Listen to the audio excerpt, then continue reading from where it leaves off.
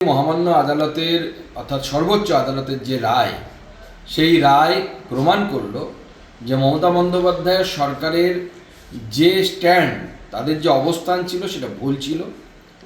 Court পরিষ্কারভাবে বলে দিয়েছেন, মহামান্য সুপ্রিম কোর্ট বলে দিয়েছেন যে ডিএ ন্যায়সিদ্ধ অধিকার সরকারি কর্মচারীদের। মহামান্য আদালতের এই রায়কে আমি স্বাগত জানাচ্ছি এবং এর মধ্য দিয়ে আমাদের সরকারি কর্মীদের যে অধিকার, ডিএ পাওয়ার যে অধিকার, সেই অধিকার কিন্তু এই কোর্টের মহামান্য আদালতে, সর্বোচ্চ আদালতের রায়ে কিন্তু আরেকবার সুনিশ্চিত হবে। পুরোটাই আন্দোলনের চাপে এবং ভোটমুখী বাজেট, এবং এই বাজেটে আদৌ এই টাকার সোর্স বলা হয়েছে কিনা আমার যথেষ্ট সন্দেহ আছে, যে এই টাকা আসবে কোথা থেকে। এবার আমি ঘোষণা করে দিলাম আমি 5,000 টাকা কাউকে মাসে মাসে দেবো, ঠিক যেমন রাহুল গান্ধী লোকসভা ভোটের আগে একবার যে ঘোষণা করেছিলেন কয়েক লক্ষ টাকা করে নাকি উনি পরিবারকে দেবেন। মানুষ বিশ্বাস করেনি, কারণ মানুষ দেখেছিল যে বাজেটে তো এই টাকা আসবে কোথা থেকে সেই জায়গাটা তো বলা নেই। আমি যদি আপনাকে বলি এখনই আমি আপনাকে 1 লাখ টাকা দেবো, আমার পকেটে তো 1 লাখ টাকা থাকতে হবে, তবে না আমি আপনাকে দেবো, বা আমার অ্যাকাউন্টে থাকতে হবে, তবে না আমি আপনাকে দেবো। এই টাকার সোর্স কোথায়, ইনকাম কোথা থেকে হবে, তবে না টাকাটা দিতে পারবেন। আমার মনে হয় ভোটের আগে সেগুলো মিথ্যে প্রতিশ্রুতি মমতা বন্দ্যোপাধ্যায় দিচ্ছে। উনি ঘোষণা করছেন, দিতে তো পারবেন না। আমাদের সরকার আসবে এবং এর থেকে বেশি পাবেন।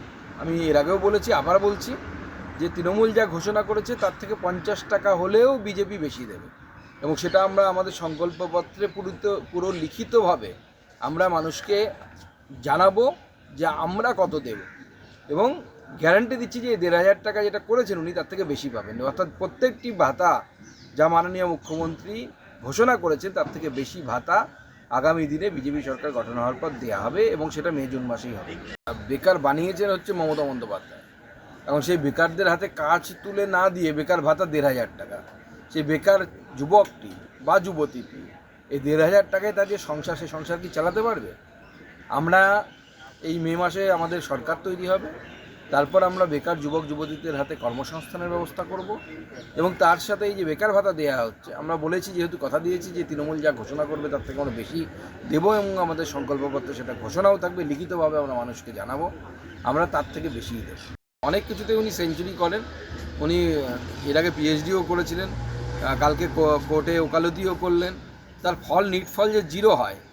70 লক্ষ বেকার যুবক যুবতী অন্য রাজ্যে পালাচ্ছে কেন? যদি এতই সোশ্যাল সিকিউরিটি থাকতো তাহলে তো অন্য রাজ্যে যাওয়ার প্রয়োজন হতো না। অন্য রাজ্যে পালাচ্ছে কারণ কাজ নেই। এখানে 1,000 টাকা দিয়ে আপনি একটা পরিবারকে চালাতে পারবেন না, 1,500 টাকা দিয়ে একটা পরিবার চলতে পারে না। মাননীয় মুখ্যমন্ত্রী এটাই বুঝতে পারছেন না। আপনি সোশ্যাল সিকিউরিটির সাথে আসল যে সোশ্যাল রেসপেক্ট যাতে হয় সেটা হচ্ছে চাকরি, কর্মসংস্থান। কোথায় চাকরি, কোথায় কর্মসংস্থান, কিছুই তো খুঁজে পাওয়া যাচ্ছে না। মাইক্রোস্কোপ দিয়ে বাজেটে কোথাও চাকরি কর্মসংস্থানের সন্ধান নেই, খুঁজলেও পাবেন না।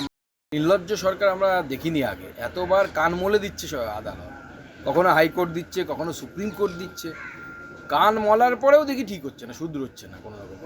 আবার উকিলদের পিছনে লক্ষ লক্ষ টাকা খরচ করে, কোটি কোটি টাকা খরচ করে অধিকারকে আটকানোর চেষ্টা করা হচ্ছে, মানুষের অধিকারকে আটকানোর চেষ্টা করা হচ্ছে। কারণ এই যে ঘোষণা করেছে না, এত অমুক দেবো তমুক দেবো, কোনোটাই দিতে পারবে না। কারণ এই ডিএর টাকা যদি দিতে হয়, নিজেকে সুপ্রিম কোর্ট, সংবিধান এসবের ঊর্ধ্বে পাবেন। উনি সংবিধানের উপরে, সুপ্রিম কোর্টের উপরে নিজেকে পাবেন।